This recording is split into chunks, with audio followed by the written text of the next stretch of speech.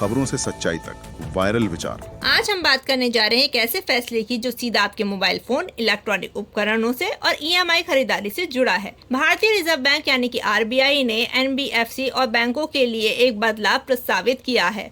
अगर अब आप ईएमआई समय पर नहीं चुकाते हैं तो आपका स्मार्टफोन या इलेक्ट्रॉनिक उपकरण लॉक हो सकता है, वो भी रिमोट कंट्रोल के जरिए। आरबीआई ने हाल ही में संकेत दिया है कि एनबीएफसी और बैंकों को एक नए ऐप आधारित सिस्टम दिया जाएगा। इस सिस्टम के जरिए ईएमआई पर खरीदे गए उपकरण जैसे स्मार्टफोन, टीवी, लैपटॉप या अन्य गैजेट अगर समय पे किस्त नहीं दी जाएगी तो फोन कंपनियां उन्हें रिमोटली लॉक कर सकेंगी। लेकिन ध्यान रहे, ये तभी संभव होगा जब ग्राहक अपने पहले से सहमति देगा, यानी ईएमआई लेने से पहले एक एग्रीमेंट पर हस्ताक्षर करने होंगे जिसमें लिखा होगा कि डिफॉल्ट होने पर कंपनी को लॉक करने का पूरा अधिकार है। अब सवाल ये है कि नया ऐप और सिस्टम कैसे काम करेगा। ईएमआई पर खरीदते समय आपका डिवाइस इस ऐप पे रजिस्टर होगा। अगर आप ईएमआई चुकाते रहते हैं तो कोई समस्या नहीं है, लेकिन जैसे ही तय समय से भुगतान नहीं होता, मान लीजिए 90 दिन नहीं होता, तो एनबीएफसी इस ऐप के जरिए आपके उपकरण को रिमोटली लॉक कर सकता है। लॉक होने के बाद डिवाइस पूरी तरह बंद नहीं होगा, लेकिन उसके कई जरूरी फीचर इस्तेमाल नहीं किए जा सकेंगे। आरबीआई ने साफ कहा है कि इस प्रक्रिया में ग्राहक का डेटा सुरक्षित रहेगा।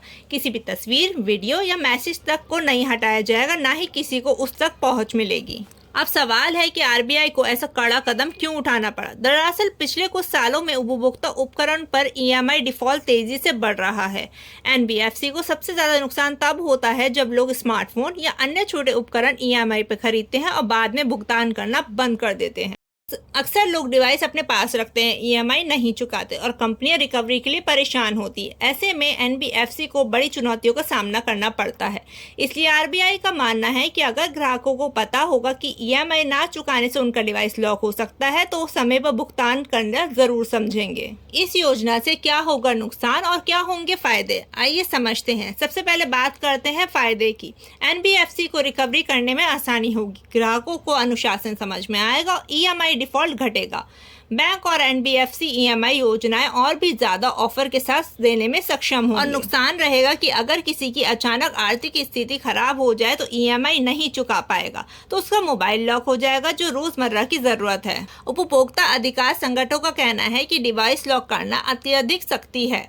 यह भी सुनिश्चित करना होगा कि कंपनियां इस सुविधा का दुरुपयोग ना करें। जरूरी बात यह है कि ये नियम अभी लागू नहीं हुआ है। आरबीआई ने सिर्फ एक प्रस्ताव रखा है और जल्दी फेयर प्रैक्टिसेस कोड में संशोधन लाया जा सकता है। इसके बाद एनबीएफसी और बैंकों को ये अधिकार मिलेगा। तो कुल मिलाकर आरबीआई का ये कदम एनबीएफसी की वसूली आसान बना सकता है, लेकिन आम उपभोक्ताओं के लिए ये बड़ी चुनौती भी बन सकता है।